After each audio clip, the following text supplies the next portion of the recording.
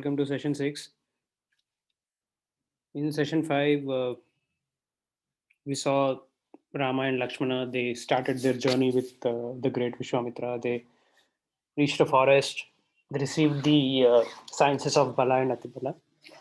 And it was night. It was nearing night. And Vishwamitra asked them to sleep on a bit of grass that was there under a tree.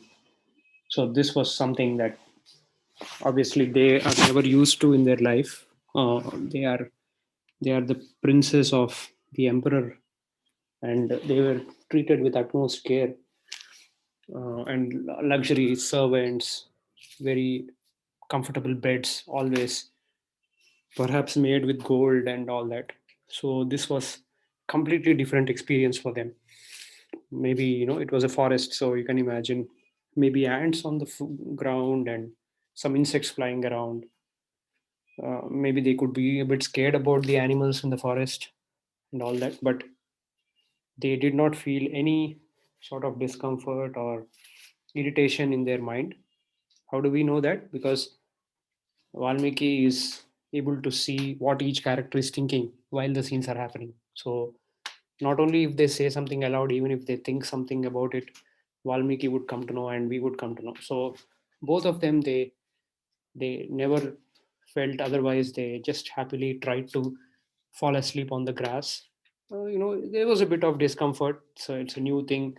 They're not used to this kind of a setup, but Vishwamitra made up by telling some very exciting and fascinating stories to the kids, and both of them kind of gradually felt asleep. And Vishwamitra also slept beside them. Uh, but before we move ahead, let's just go back to the previous scene, like Vishwamitra coming and taking Rama and Lakshmana to the forest. Why did he do this? Why did he come only then? Um, so lots of thoughts around this by many people who have looked at this incident. Firstly, obviously, like the story has to move ahead. Lord Vishnu has come as Rama, not to grow up in Ayodhya and become a king and rule and leave, but to confront with Ravana, right? So things have to move towards the clash between Rama and Ravana. So Vishwamitra taking Rama meant that he would then make Rama marry Sita, as we know up ahead. And this was in Vishwamitra's mind, perhaps. He wanted to get that all important marriage happen between Rama and Sita. He also wanted Rama to be prepared for the battles that will come up ahead with Ravana, because it's not a joke to defeat that guy, no matter who it is facing him. And he also wanted to serve the Lord Vishnu, of course, being a great devotee. Vashishta, with whom he is always in competition, uh, as we saw in his backstory, Vashishta did his part by teaching Rama right from his childhood. Now, perhaps Vishwamitra wanted to play his part by performing his marriage and teaching him some weapons, arts about weaponry, and all that. So, so many thoughts, I think, but uh, if you remember in the previous session when Vishwamitra was speaking to Dasharatha, he said, Dasharatha, you don't know who your boy is. He's not an ordinary boy. I know who he is. Vishwamitra knows who he is. And who he is, we all know. Almost many people we will see as the story proceeds. A lot of people know who he is. He's, Lord Vishnu's avatar. But Rama is completely, he's completely oblivious to this fact, and he's leading his life just like a small kid, a normal human being. But everyone around, they're trying to make things happen so that his job for coming down to the earth gets done. And so after that, the night, the kids slept, and next day it was morning. The sun was about to rise. Vishwamitra woke up. He saw Rama and Lakshmana sleeping there, two little kids, absolutely no complaint coming down from the palace. Just they walked with him wherever he went. He showed a place, they slept there. He was so happy, and he was seeing the Lord sleeping there like a 15, 14-year-old kid. So he felt so happy. and now he wanted to wake him up. So these famous four lines, even till date, a lot of temples, when they have to wake up the Lord, they start the the prayer, they start the songs with these four lines in all the temples, even today. Kaushalya Supraja Rama Purva Sandhya Pravartate Uttishta Narasadhula Kartavyam Devamamikham.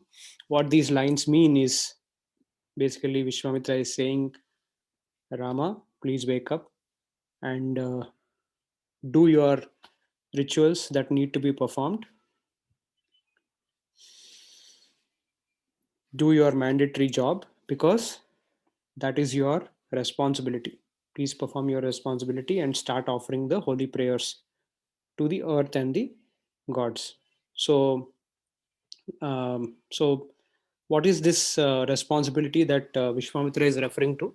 It's nothing but there is a common ritual that every Dvija needs to perform. Dvija, as we saw in the previous session one, um, every person, once they are accepted by a guru to seek a certain knowledge, they get reborn under the guru, so they are called a Dvija. And every Dvija has to mandatorily perform this particular ritual called Sandhya Vandanam. It is performed during the time of Sandhya, which is basically the transitionary points of sunlight. So you can, I mean, roughly speaking, like morning 6 a.m., the mid sun, 12 p.m. kind of a time, and 6 p.m. just before the sun is setting. So during that twilight time.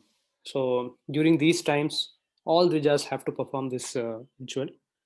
And this ritual has certain parts to it. So there is a first part of taking bath and cleansing your body. Then you also cleanse your body with few mantras and water taken together. Then you salute the sun god. Then there is a deep meditation that comes into this process with a particular mantra recited over and over again called Gayatri mantra. That's a separate, very deep topic by itself. We will not go into that now, but it is considered a very, very important mantra as part of the Vedas and the time we are talking of. And after that, there is basically a lot of gratitude is expressed by the person towards all forces of nature, all the directions, all forefathers, all the mothers of the past, the gurus, the gods. Basically, a lot of gratitude is expressed to everyone. So this was a simple procedure that was mandatory for everyone to follow. And by doing this every day, 3 times, people kind of started reaching a very deep state of spiritual awakening. Everyone maintained that state of calmness. And if you remember, like when we described the citizens of Ayodhya, and we spoke of how they were not distracted, how they were never depressed. So a lot of that is attributed to this simple exercise, because you may be a farmer, someone else may be a cobbler, someone may be a fighter, someone may be a priest.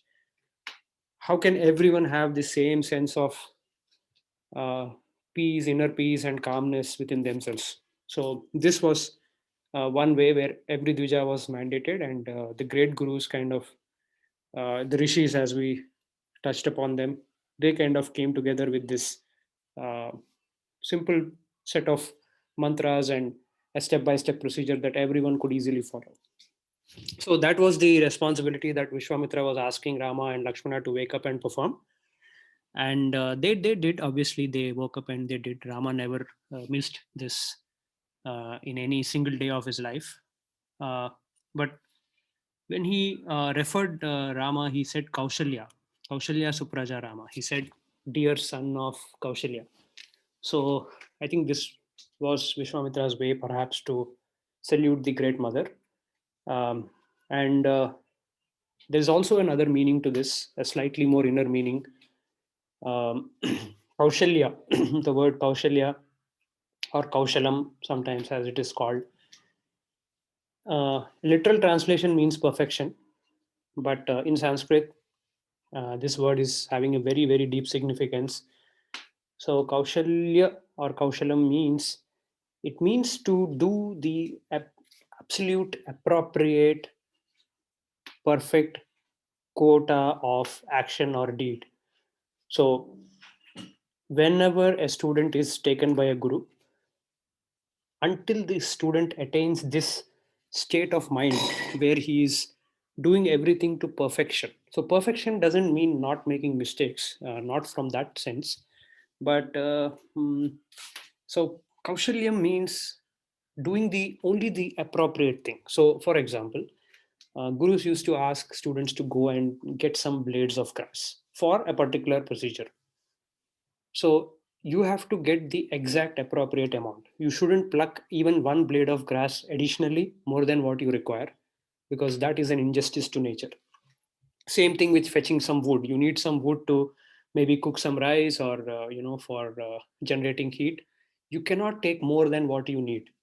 So then students were asked to do all sorts of things, and everywhere the guru was testing their kaushalyam, which means are they doing it appropriately, not more, not less. When they are talking to stranger, giving them directions, are they just telling the right amount? When they are cooking food to 10 people, are they cooking just appropriately the right amount? No wastage. At the same time, no one should feel that they are hungry or they didn't have enough. So that zone of mind was very important. Once a person attains that zone of mind and every action is performed with this kaushalyam, what happens is this is referred to as yoga. So yoga is nothing but every action that you do, if you are able to do it with this appropriate perfection, whether you're talking, whether you're working, whether you're sleeping, don't sleep too much, don't sleep too less, don't eat too much, don't eat too less, don't pray too much, don't pray too less, don't worry too much, don't worry too less. So applying this zone of mind in every action is nothing but yoga. One of the definitions of yoga. So it was such an important word, and this was running in Vishwamitra's mind when he said, Kaushalya Supraja Rama. Rama, the reason Rama became Rama was because he was literally the son of Kaushalya, which means that he had this within him, imbibed within him. Whatever he did, he never moved a muscle too much additionally. Uh, and he always performed his duties and his responsibilities. So uh, that was his state of mind. So yes, after that, Rama woke up and Lakshmana also woke up. They did their duties and they continued their journey the next day. So in the following sessions, we will see what kind of places Vishwamitra takes Rama and Lakshmana to, and very, very fascinating stories. We will touch upon few of them, and all these things kind of start changing Rama's behavior a bit.